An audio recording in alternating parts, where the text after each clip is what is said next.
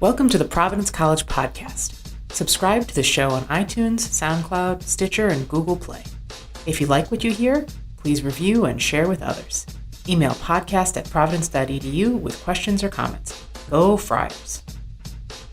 Hello and welcome to the Providence College Podcast. I'm your host, Matt Chittum, and I'm joined as always by PC producer and videographer Chris Judge, class of 05. Here at the Providence College Podcast, it's our job to bring you interesting stories from in and around the Friar family.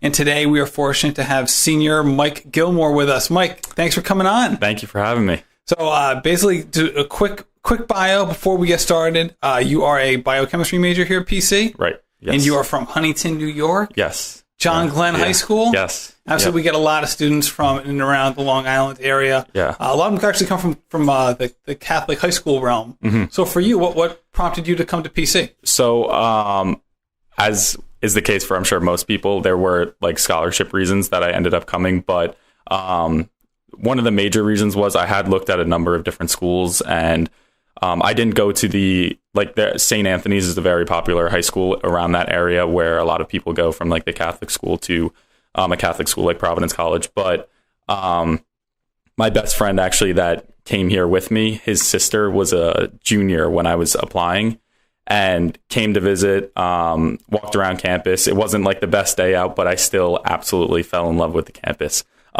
Just the atmosphere, seeing everyone enjoying, even though it wasn't the best day out, they were still enjoying being on campus and being around each other. And it was the kind of community that I definitely wanted. So it was kind of like a feeling the vibe of the school in a way? Yeah. Like a gut feeling? Yeah, there were definitely other schools that I visited that I just didn't get that feeling. And having come from John Glenn High School, which was like a very small school district, everything like that, to be able to come to another school that's not overwhelmingly large was something that I was definitely looking for. I wasn't looking for like the big state schools, like SUNY schools, anything like that. I was looking for a more personal relationship that you get at Providence, definitely. And you came in as a chemistry major. Right? Yeah. So I started off as a chemistry major, and then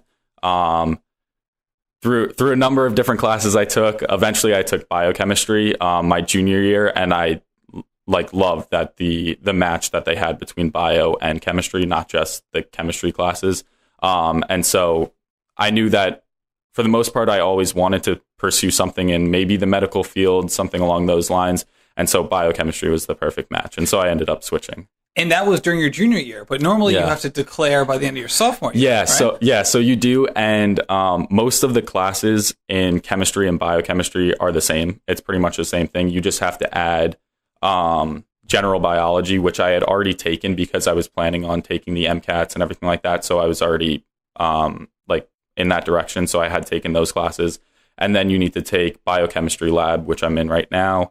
And then genetics, a couple other bio elective, which I took, developmental biology. And other than that, it was pretty much the same thing as chemistry major with a couple exceptions. And for those who don't know, the MCAT is the standardized test, basically the SAT for medical school. Right. So what about the chemistry piece of the biochemistry major? What made you want to switch? I think it was just something very unique that I wasn't getting in chemistry. I knew I have always loved chemistry ever since I had a high school professor, Mr. Harrington at John Glenn, who was one of the best teachers I've ever had. And he kind of pushed me in that direction of he guided me in the direction of chemistry.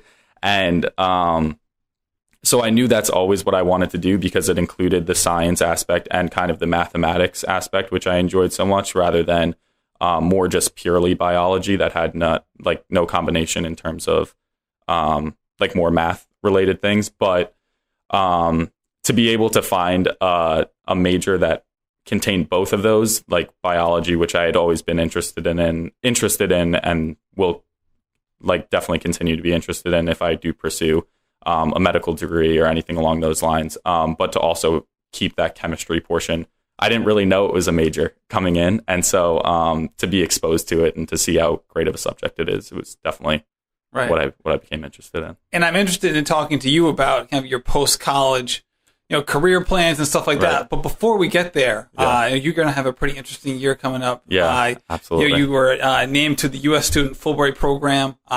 we had an article online at pc.providence.edu recently that kind of detailed the story a little bit. Yeah. But before we get into it, so what exactly are you going to be doing as part of this Fulbright program, and what is it? Yeah, so it's a good question. There's still a lot that I'm waiting to find out about it, such as when I'll be leaving, where exactly. I know I'll be going to Poland, which is very exciting. I don't know exactly where yet. I'm still waiting to find out the details and everything.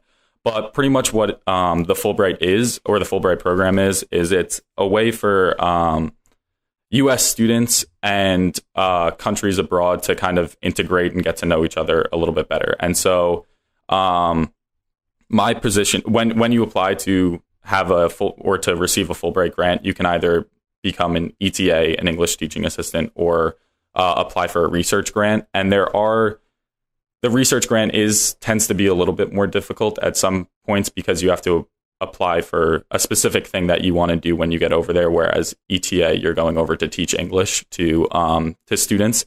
And so that's kind of what I'm going over there to do. I will be, I don't know exactly, but my understanding is I'll be leading a class, kind of honing in on the students' skills in English in general. So what level of, what's the age group you're going to be teaching? That's a good question. So I think, from my understanding, Poland is typically university students. So it'll be kids my age or a little bit younger, which is a little nerve-wracking, but also exciting. And I think for the most part, it will be like a university in one of the major cities in Poland. So I don't know exactly which one yet, but anxiously waiting to find out. I can imagine. So yeah. I have so many questions. So, but first of all, so it would be, like you said, it's kind of nerve-wracking a little bit to kind of talk to your peers in that sense. Do you have anything like that here at PC? Yeah, so I've actually, one of the best experiences that I've had at PC was, in terms of classes and this type of work, was for the biochemistry major and chemistry major, you need to do 4 total semesters of what's called chemistry seminar. 2 of those semesters are based on observation of other students giving theirs, and then 2 of the other semesters, second semester junior year and first semester senior year, are dedicated to giving your own chemistry seminar, which is pretty much a 30 to 40 minute discussion about a topic of interest that you kind of develop throughout the entire semester and then present to students, anyone that wants to come, faculty, the entire chemistry department, and they are kind of the ones that grade you on your work and like your presentation skills, everything like that.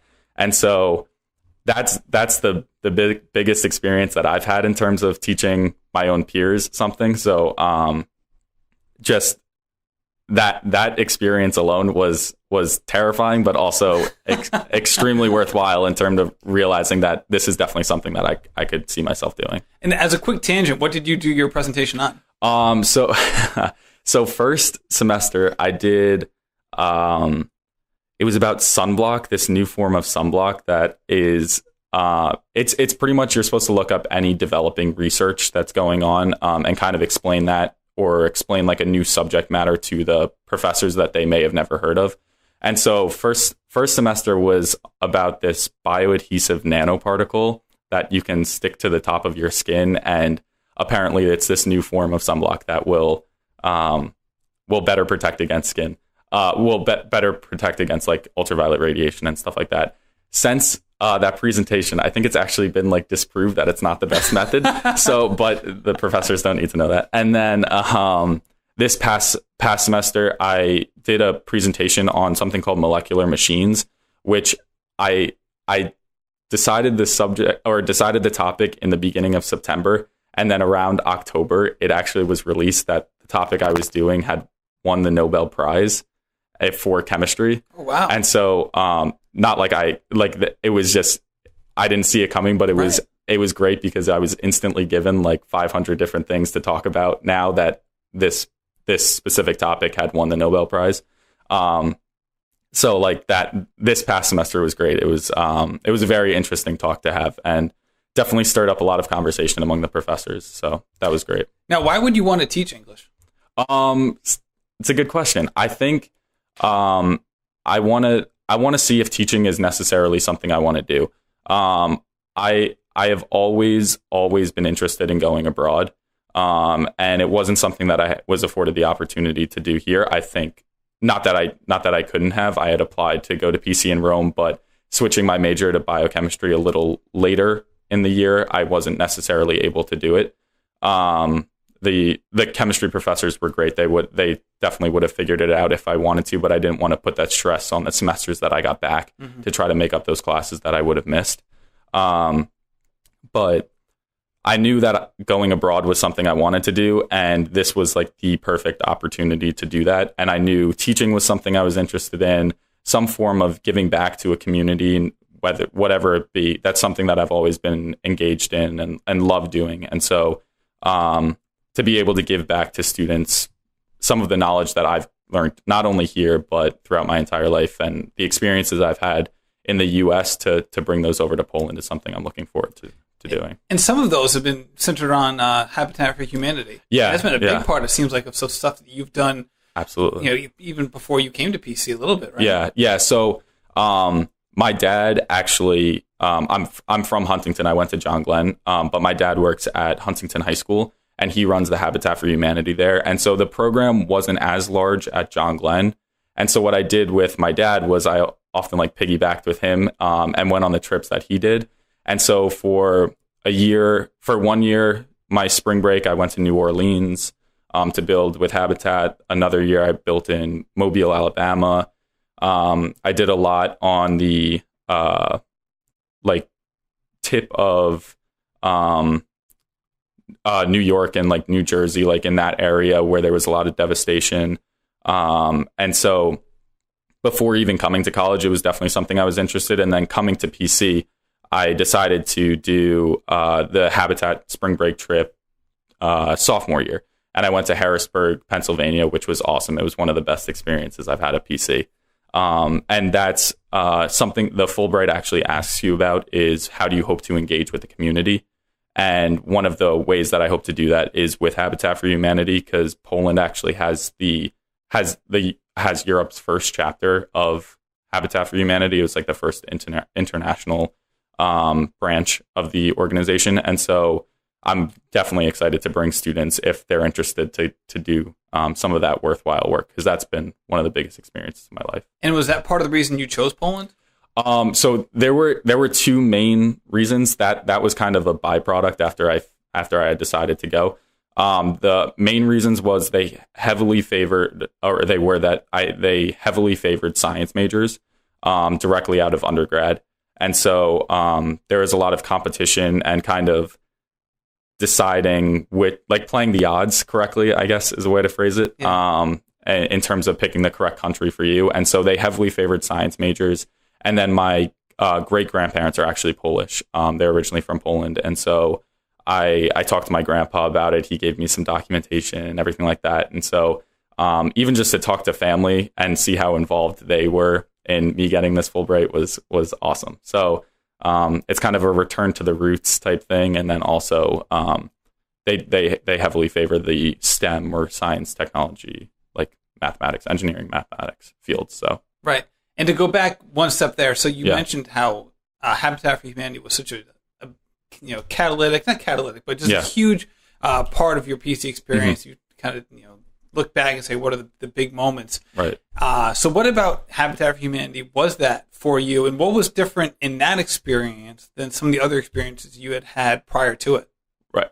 In terms of other Habitat experiences. Oh, okay. So the one at PC. Yeah. Yeah. So the it's tough to say because all of the experiences I've had with Habitat have been great, but the one in Harrisburg was absolutely special. The one that I went to with PC was amazing. I think to be able to come together with a group, I didn't know anyone going on the trip with me, whereas I knew for the trips that I did prior to college, I knew my dad. I had an idea of who the students were, things like that.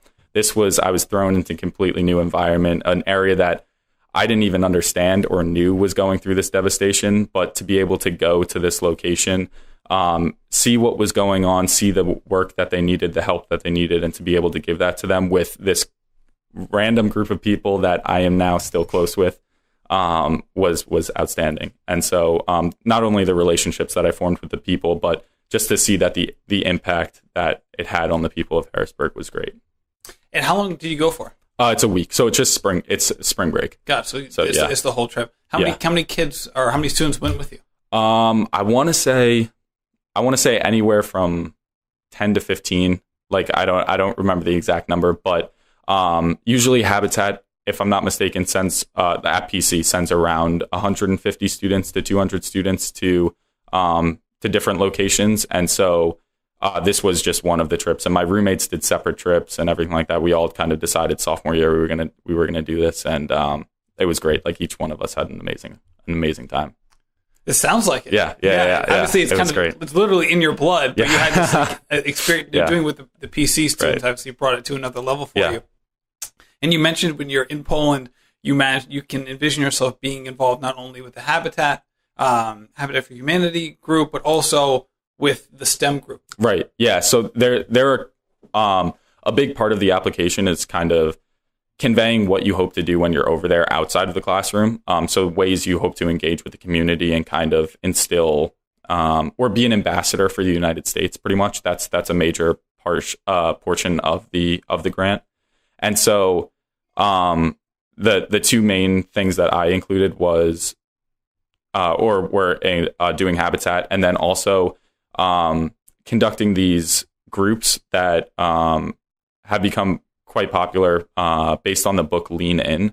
And so is that Sheryl Sandberg? Mm-hmm, yeah, I think so. I'm pretty sure. And these groups are meant to like stir the conversation about or confront difficult issues regarding getting women more involved in different types of fields. And so Poland in specifically has had these initiatives called Lean in STEM. They had a recent conference, I believe, in Warsaw that was like Lean in STEM Poland, and it was this meeting of all these higher ups in science and these different types of fields. And what I hope to do when I'm over there is to kind of start up that conversation among the students to get women, but not only women, but men talking a little bit more about getting women more involved in the STEM fields, because here at PC, the biochemistry major only has 4 people. The entire chemistry department is 8 people total, and I think there are only three of those 8 people are men. So me and two other guys are in the biochemistry department for my grade, and the contributions that the female students in my grade alone have made to this campus, and how intelligent and smart they are is something that you cannot pass up on. So that's something that I hope to talk to them about. And that's to say nothing of all the people who are in biology. Right. Yeah. Is the largest major here. Exactly. Yeah. I know plenty of outstanding students in biology as well. Yeah. In fact, we had Claire Kleinschmidt. On the podcast, and we had Brianna Abbott. Yeah. On the podcast, who are two great examples of that. Yeah. Wow. Brianna's chemistry, so I'm very close with her, and Claire is one of the smartest people I know. She's like physics, biology, everything. Like she does everything. Ministry. Yeah. She's amazing. Yeah, that's for sure. Yeah. And with all of this going on, in addition to and we'll get into the actual doing the paperwork and the application process. Right. Here on campus, you're involved with BOP, Board of Programmers, yes. Which I'm sure takes up some time as well, but at the same time is pretty enjoyable. So we have all this stuff going on, these difficult majors, and you're transitioning from one major to another major in junior year. Why did you decide to take on kind of a leadership role within BOP? So to bring it back a little bit to Fulbright, when I first made it to BOP, the group that had selected me, the treasurer of that year, Vince Whalen, was actually a recent Fulbright. He was awarded a Fulbright, and he just last year got back from Spain, and had an incredible time. And he alone, not to say that anyone else wasn't large influence on my life, on my decision making process moving forward. But he was like something else, and he had an extreme impact on everything that I've decided to do. I kind of aspire to work towards what he's been able to do. He's now attending Duke University. He's doing absolutely amazing things, and he was kind of the inspiration that I decided to pursue a leadership role on BOP, because now I'm exec treasurer, kind of taking on his role 2 years later, hoping to eventually do the same thing for those people that I was lucky enough to select for the board. But I think the reason I took the executive role was another teaching opportunity, to be able to give back to the campus and to give back to other students the experiences that I've had on BOP, to be able to extend the welcome. The BOP is this huge family, and it's one of the best experiences I've had at college and in my entire life. And to be able to give someone else a position on the board, to be able to put on these events and organize these events with the other students is an amazing feeling. So, right. Yeah. So obviously the short-term goals for you are probably centered around the Fulbright program and what you hope to do over in Poland. From a long-term goal perspective, it seems like, you mentioned earlier, potentially, whether it's going to medical school, that's why you would take the MCATs. Right. You've also kind of shadowed physician's assistants and lawyers. And you've, think about maybe teachings down the line. Right. So do you have, looking past Fulbright, which I'm sure you don't want to do too much of, do you have certain things in mind and how you would, certain things you want to pursue, or how you're going to make those sorts of decisions? I think this summer is going to be a large deciding factor for me. I'm going to definitely explore different options. I am going to make the most of the summer in terms of whether it be shadowing other people, trying to talk to other people, determine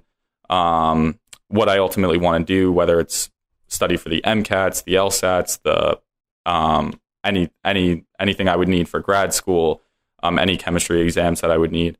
But I think this summer, and then also the Fulbright in general, will tell me a lot about what I ultimately want to do. If I go over there and I absolutely fall in love with teaching, which I foresee happening, then that is definitely something that I would entertain as a possibility after the Fulbright. But it's kind of all up in the air right now. Right. Definitely exploring options. So if we had a incoming freshman listening to this, right? So there's a bunch of people who are potentially depositing to PC who are currently seniors in high school, with May 1st being the deposit deadline, not only for us, but the vast majority of colleges throughout the country. If they were listening to this, what advice, 1, 2, or 3 things would you say to them if they were coming into PC? In general, the experience that I've had here has been indescribable. It's tough to summarize in 1 to 2 things what I would tell them, because the Fulbright, anything I do after the Fulbright, all of these opportunities that I've been presented with I would have never done had I not come to PC, and I know that for a fact. The people that I met, like I talked about, Vince, none of this would have been on the radar had I not come here. And so it just speaks to the community, the students, the professors, the incredible opportunity that you have if you decide to come to PC. And I strongly encourage anyone thinking or considering depositing, you're welcome to contact me, but to absolutely consider coming here. And it seemed like you really went out of your way to, maybe not in all things, but in certain things, to really kind of invest your time and effort in those. So, did that happen right away when you got on campus? In terms of, like, say, all right, you have like the BOP, you have humanity, you're taking a deep dive into your major. Obviously you want to make sure that you fill your plate with as many experiences as you can, but sometimes that could get tricky because if you try to, do too many things at once, you kind of dilute yourself a little bit, and you have to make certain choices. Yeah, in terms of, it's funny. I strongly encourage when I'm working the involvement fair at the beginning of the semester or at the beginning of the second semester, to encourage people to just sign up for everything, which is kind of what I did. I signed up for literally any any club that was kind of welcoming new incoming freshmen, which is pretty much every club, that were specific to my major, anything I could find. And I kind of decided from there where I would scale it back, because it can't hurt to get an introductory email and then say, oh, no, I'd rather not, thank you very much, or sit in on one meeting, anything like that, which is something I strongly encourage to any student thinking about coming here is to do that. But ultimately, it came down to BOP was a large commitment. I had habitat experience. That's definitely something I wanted to do. The beginning of freshman year, I was involved in children's outreach and hospital outreach, which were great. Those were through campus ministry, and all of those activities were great. And then eventually it started picking up with like organic chemistry. I started taking a little bit more complicated chemistry classes that took up a little bit more time. So I definitely had to focus on my studies and things like that. But I still was afforded the opportunity to stick with these. And I knew I definitely wanted to be a part of BOP, Friars Club, things like that, just to try to get involved.